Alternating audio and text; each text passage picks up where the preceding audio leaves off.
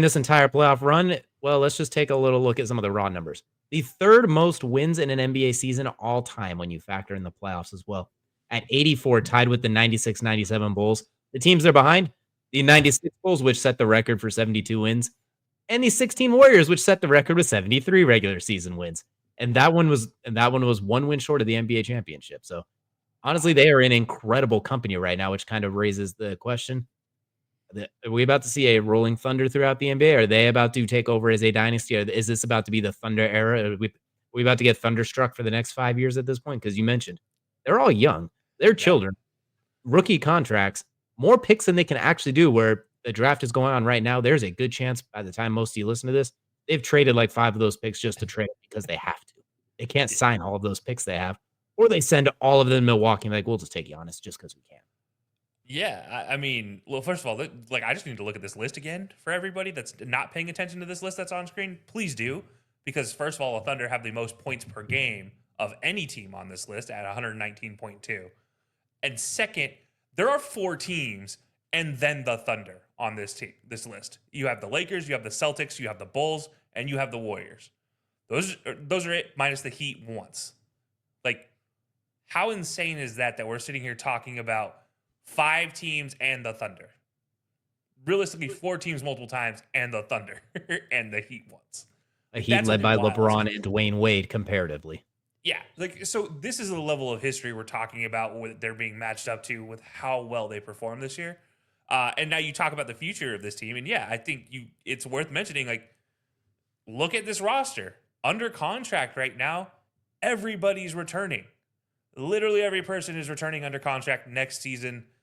It is absolutely insane to see a team completely stocked going into next year from the same team that won the title. It doesn't happen often.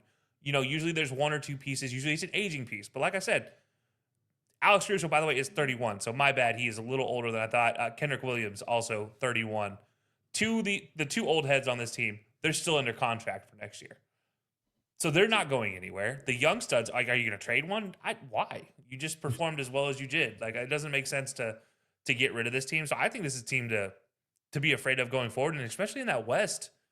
You know, you talked about this Game 7 versus the Nuggets. Like, that should make sense for everybody who watches basketball. That's the series that really set them apart, because that was the one we all talked about going into it. If they can get past the Nuggets in the West, I don't know who stops them. Because that's the matchup for everybody that they struggle with, is how do you match up against somebody like Jokic? Because he's so dominant. You never know. And so getting past that, like, there was nothing stopping him going forward. And that's very interesting to see going into next year. Can the other teams in the West restock is going to be my bigger question. Obviously, talk about the draft going on. Maybe one of these teams in the West gets some of these picks from the Thunder and ends up, using them against the Thunder potentially. But there's every reason to believe, just like I believed last year, the Celtics had an opportunity pre-injury to repeat. I think this is the same thing for the Thunder going into next year. You have every opportunity to repeat going into next year, because in the East, you don't have a Jason Tatum to worry about for 99% of that season next year. And the Celtics right now, I don't know what they're doing rebuilding. It just doesn't look good. But maybe I've been proven wrong by that team. So right now, there's no team that's 100% healthy that scares me like the Thunder. And I think that's key, is healthy going into next season is going to be the big one. I want to mention too, with a lot of these teams, the stars, the Steph Currys, the Michael Jordans. We're looking at this thing, LeBron James. We got Paul Pierce, like you, Kobe Bryant, Shaq, like all these big name players. One thing that stands about this Thunder team, obviously the SGA is well on that same track too. 10 steals per game. Like, that giant double digit number compared to the rest that are like 8-7, this 9.5 is really good, but 10.5 steals per game. The way they play defense is swarming, it's menacing, it's insane. It's a little handsy, almost to a fault at times. But you know what? It works for them, and it's honestly, that's very interesting. I'm very curious to see how the draft plays out, how the offseason plays out, and how obviously the biggest thing you can't account for is injuries, which is the same thing we said. A lot of similar sentiments were echoed about the Celtics last year. Like, how can they go on a little bit of a run?